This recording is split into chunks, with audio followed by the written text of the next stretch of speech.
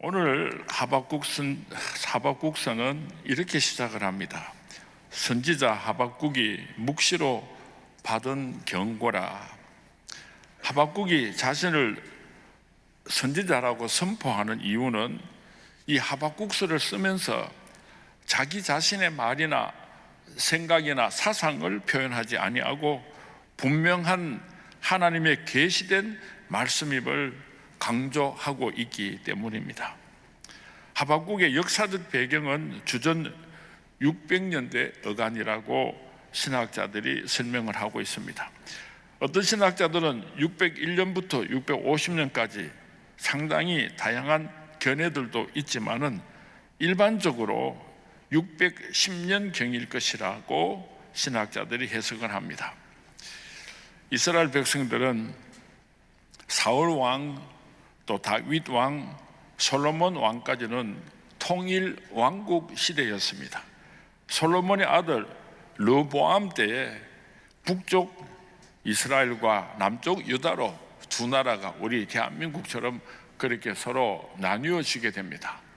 그래서 북쪽 이스라엘은 19명의 왕을 거쳐서 BC 722년경에 멸망을 하게 되고, 남쪽 유다 왕은 BC 586년경에 멸망을 하게 되는데, 오늘 이 하박국서가 기록된 시기는 남쪽 유다 왕국이 멸망하기 25년쯤 전에 있었던 일입니다.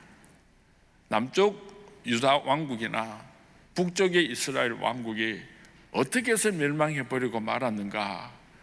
가장 큰 이유는 우상 숭배 때문이었습니다. 하나님을 떠나고 우상 숭배함으로 말미암아 이스라엘이 멸망당한 것을 성경 말씀에는 기록하고 있습니다. 주전 609년에는 아주 중요한 역사적인 사건이 하나 있었습니다. 그것이 무엇인가 하면 유다 왕 요시야가 죽는 사건입니다. 이 요시야 왕은 유대 왕들 가운데서 가장 훌륭했던 왕입니다.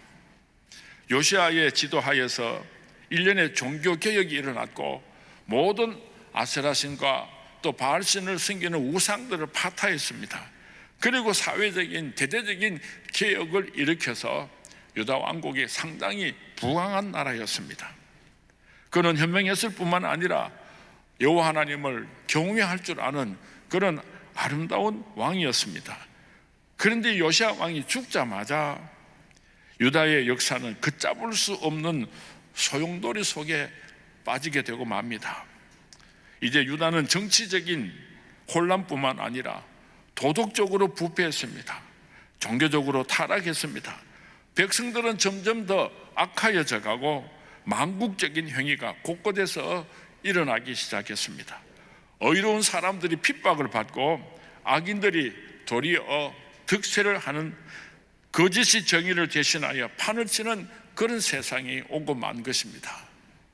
요시야 왕이 죽고 무능한 다음 왕 시드기야가 들어서자 이 유다 왕국은 비참한 처참한 나라로 전락해버리고 말았던 것입니다. 가정에서 한 사람의 가장이 얼마나 소중합니까? 또 사회에서도 한 기업체의 CEO나 혹은 지도자 한 사람이 얼마나 소중한지 모릅니다. 한 사람이라고 하는 것은 너무나 중요합니다. 대한민국의 대통령 한 사람, 그 사람에 의해서 우리 대한민국이 축복받은 나라가 될 수도 있지만은 저주받은 나라로 전락해 버릴 수도 있는 것입니다. 참으로 오랜 세월 우리 신앙의 선조들이, 대한민국을 사랑하는 애국자들이 온 세계가 부러워하는 경제 대국을, 자유로운 대한민국을 이루어 왔는데 지금 대한민국은 큰 위기 앞에 놓여 있습니다. 정치적인 위기 앞에 놓여 있습니다. 경제적인 위기 앞에 놓여 있습니다. 군사적인 위기 앞에 놓여 있습니다. 교육적인 위기 앞에 놓여 있습니다. 윤리적인 총체적인 위기 앞에 놓여 있습니다. 바로 이런 때에 하박국 선지자는 3절 말씀에 이렇게 기도하고 있습니다. 어찌하여 내게 죄악을 보게 하시며 패역을 눈으로 보게 하시나이까? 겁탈과 강포가 내 앞에 있고 변론과 분쟁이 일어났나이다. 의로운 하나님께서는 의로운 백성들을 축복하시고 번영하게 하시고 악인과 악한 민족에게는 형벌을 주는 것을 유대인들은 잘 알고 있었습니다. 이러한 상선벌악의 사상이 유대인들에게도 자연스럽게 선한 일을 하면은 하나님께서 복을 주시고 악한 일을 하면은 하나님께서 벌을 주시고, 이것을 우리 모든 인간들의 양심으로 알고 있는 것입니다. 그런데 하박국의 의문은 점점 더 깊어져 가고 있었습니다. 하나님이 자기 백성들을 그 잘못한 것을 벌하기 위하여서 어떻게 해서 원수 나라 바벨론을 사용하시는가 하는 것입니다.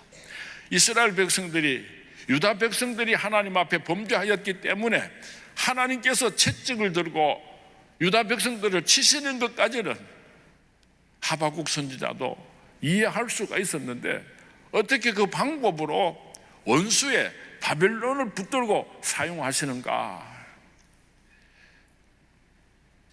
이스라엘의 불의를 벌하기 위하여서 바벨론의 큰 불의를 사용하는 것이 하나님은 과연 옳으신가 하는 의문을 하박국은 지금 하고 있는 것입니다. 내가 강포를 인하여 외쳐도 주께서 구원치 아니하시나이까? 이 민족을 위하여서 눈물로 기도하는데 왜 하나님께서는 응답해 주지 아니하시고 침묵하고 계십니까? 하고 하나님께 기도하고 있는 것입니다. 우리 자신들에게 한번 물어보았으면 좋겠습니다. 여러분들에게 여러 가지 문제들이 있지 않습니까? 경제적인 문제도 있고 자녀들의 문제도 있고 또 육체적인 질병의 문제도 있고, 그만큼 울면서 기도했으면 하나님께서 내 기도를 들어주실 때가 되었는데, 지금쯤은 하나님께서 응답해 주실 때가 되었는데 왜 하나님께서는 지금도 잠잠하고 계십니까? 하나님께서 살아 계시다면 왜 나의 기도를 듣지 아니하십니까? 하는 의심하는 마음을 우리가 가질 수가 있을 것입니다. 하박국 선지자가 기도를 했을 때에 하나님께서 응답을 하셨는데, 유다가 점점 부패해져 가고 불의가 판을 치고 있을 때 하박국은 하나님 언제까지 이 불의를 방관하시겠습니까? 하고 기도를 했는데, 그때 하나님께서는 분명하게 대답하시기를 나는 잠을 자는 것이 아니다, 나는 방관하는 것이 아니다, 나는 내가 해야 할 일을 하고 있다고 하나님께서 응답하셨습니다. 그런데 어떻게 하나님께서 응답을 하셨는가 하면은 하박국 선지자가 기대하는 그런 방법으로 하나님께서 응답해 주시는 것이 아니라 전혀 다른 방법으로 하나님께서 응답하셨다고 하는 것입니다. 하나님의 응답은 당시 새롭게 등장하여 세계적으로 용맹을 떨치고 있던 바벨론을 일어나게 하여서 불의에 빠진 유다를 멸망시키는 것이 하나님의 응답이었습니다.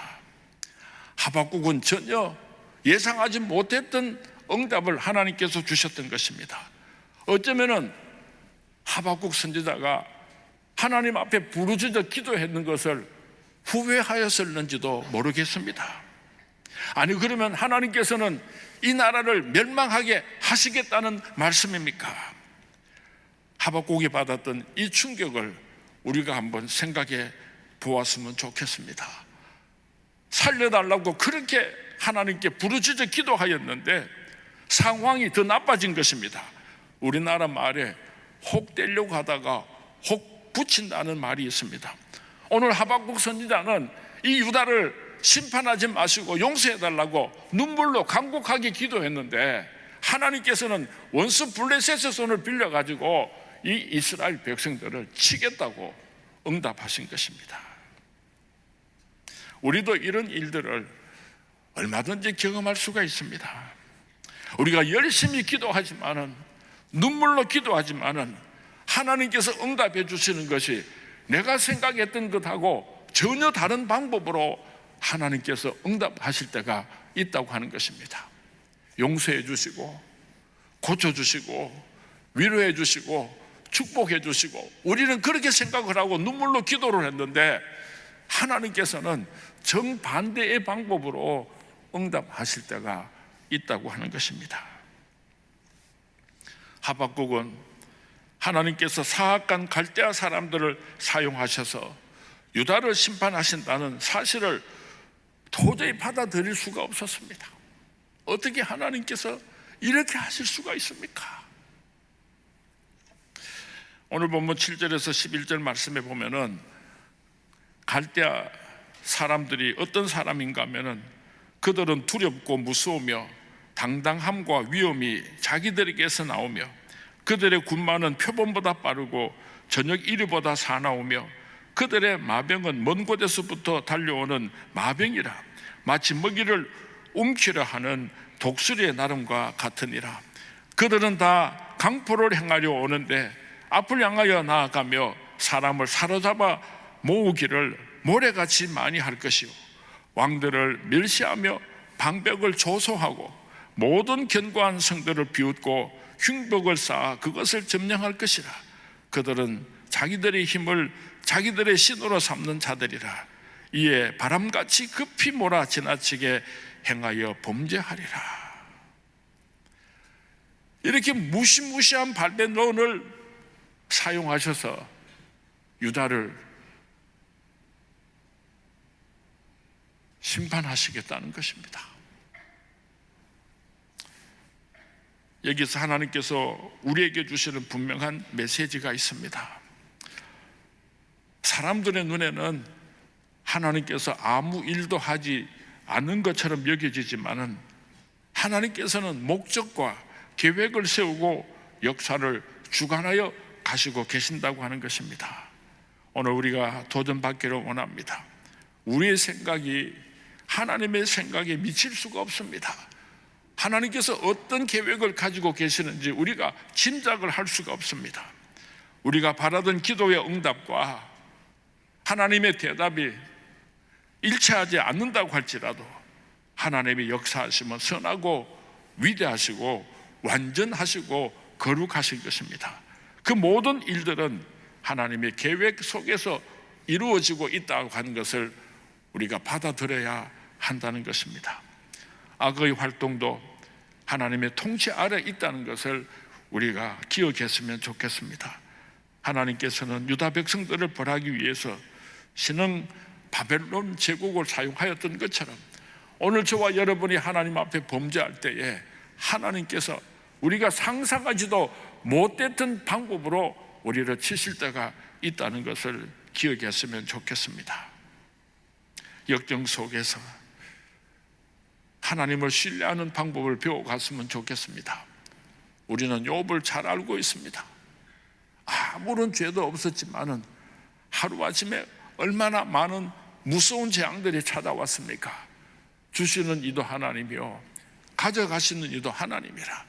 욥이 결단코 불평하지 않았던 것을 기억할 수 있기를 바랍니다.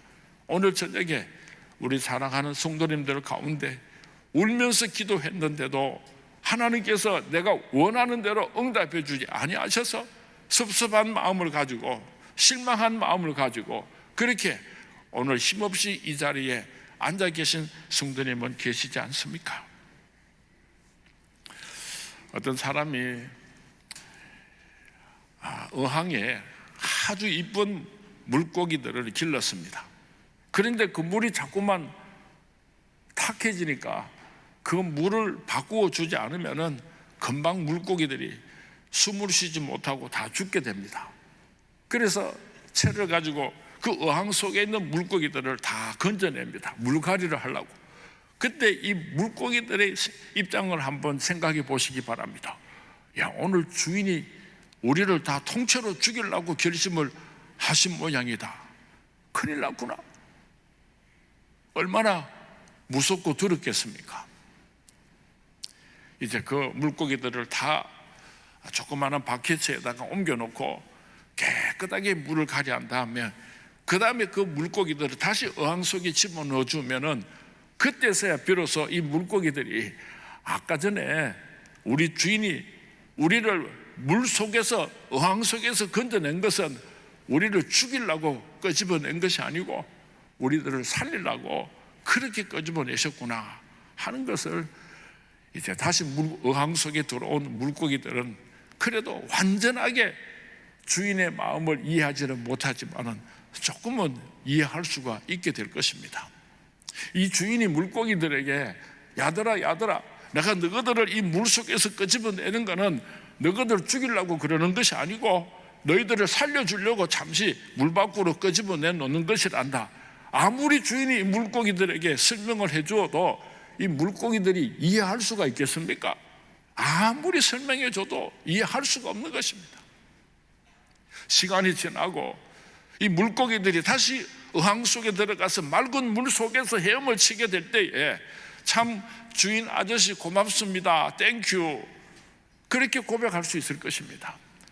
우리가 이 세상을 살다가 보면은 우리의 생각으로, 우리의 경험으로, 우리의 상식으로 하나님의 깊은 뜻을 이해한다고 하는 것은 불가능한 것입니다.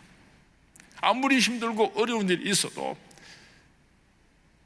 하나님께서 나를 살리기 위해서 오늘도 역사하고 계신다는 것을 믿음으로 받아들이게 될 때에 합력하여 선을 이루시는 하나님을 절대적으로 신뢰하게 될 때에 언젠가는 우리가 그때 그 고통이, 그때 그 아픔이 하나님의 사랑이요 하나님의 축복이었다는 것을 알게 되는 날이 있을 것입니다.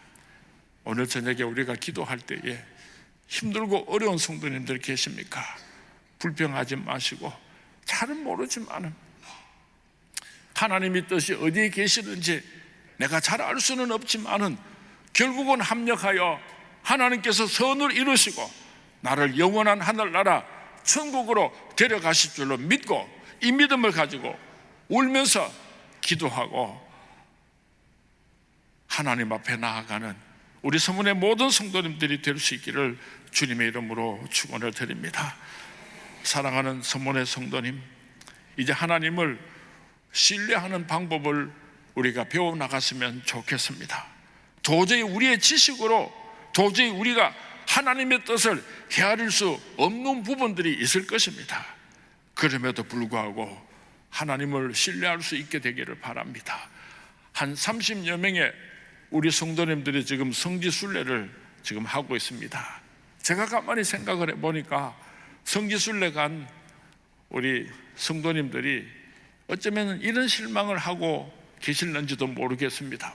성경 말씀에 젖과 꿀이 흐르는 가나안 땅으로 이스라엘 백성들을 인도하셨다고 그렇게 말씀하고 있으니까 저 이스라엘에 가서 보면은 젖과 꿀이 흐르는 정말 축복의 땅, 그런 아름다운 땅일 것이라고 상상으로 하고 갔다면은 엄청난 실망을 하게 될 것입니다. 척박한 사막입니다. 우리나라 땅하고 비교한다면요, 그거는 젖과 꿀이 흐르는 땅이라고 표현할 수가 없어요. 그런데 어떻게 성경 말씀에 젖과 꿀이 흐르는 축복의 땅이라고 그렇게 기록하고 있습니까? 하나님 없으면은 하루도 한순간도 살 수 없는 땅이기 때문에 젖과 꿀이 흐르는 땅이라고 그렇게 표현하고 있는 것입니다. 우리의 현실이 아무리 힘들고 어려워도 하나님 한 분만으로 젖과 꿀이 흐르는 가나안 땅의 주인공들이 될 수 있기를 주님의 이름으로 축원을 드립니다. 주님의 이름으로 축원을 드립니다. 아무리 힘들고 고달파도 악인들이 아무리 득세를 하고 있어도 하나님을 끝까지 신뢰할 수 있게 되기를 바랍니다. 언젠가는 하나님께서 나를 이렇게 사랑하셨구나, 하나님께서 나를 끝까지 사랑하셨구나, 나를 버리지 아니하셨구나, 하나님께 큰 영광을 올려드리는 영광스러운 날이 우리 선문의 성도님들의 기도 가운데서 속히 올 수 있게 되기를 주님의 이름으로 축원을 드립니다.